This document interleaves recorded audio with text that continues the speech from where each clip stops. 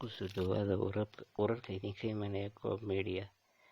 Mrs James ergeyga Jamciyadda Quruumaha ka dhexeysa oo Somaliland ku ammaanay horumarka ay gaadhay xagga bulshada iyo xagga dhaqaalaha iyo xagga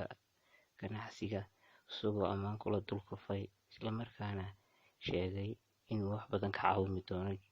Jamciyadda Quruumaha ka dhexeysa ay ka caawimi doonto Somaliland.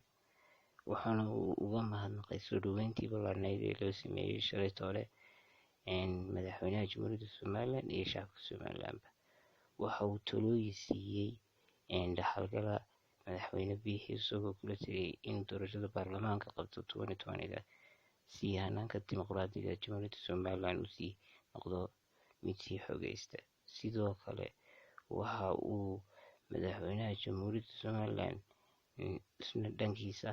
iyo wasiirka arrimaha dibadda ay fareen fariimo ku saabsan arrimaha Somaliland, iyagoo xagga mucaawimooyinka iyo xagga dhaqaalaha ugu baaqay in laga adduunka ka caawiyo kalana shaqeeyo. sidoo kale waxa uu soo hadal qaaday xagga aqoonsiga Jamhuuriyadda Somaliland, isagoo sheegay in lasii wado wadahadaladii Somaliland iyo Soomaaliya si ay uga soo baxaan arrimo miro dhala oo labada dalbadan ah iskaashina ay ka sameeyaan waxyaabo badan Somaliland iyo Soomaaliya sida amniga iyo ganacsiga. sidoo kale waxa uu aad iyo aad ula masquuday Mrs James ergeyga Jamciyadda Quruumaha ka dhexeysa oo qaabilsan Somaliland iyo Soomaaliya soo dhaweyntii ay u sameeyeen madaxweynaha iyo wasiiradiisa iyo shacabka Somaliland, wuxuuna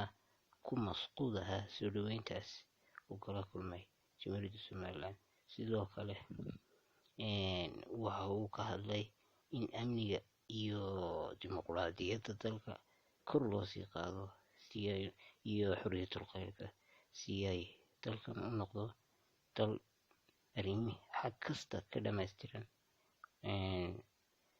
si ay saxaafaddu u noqoto xor,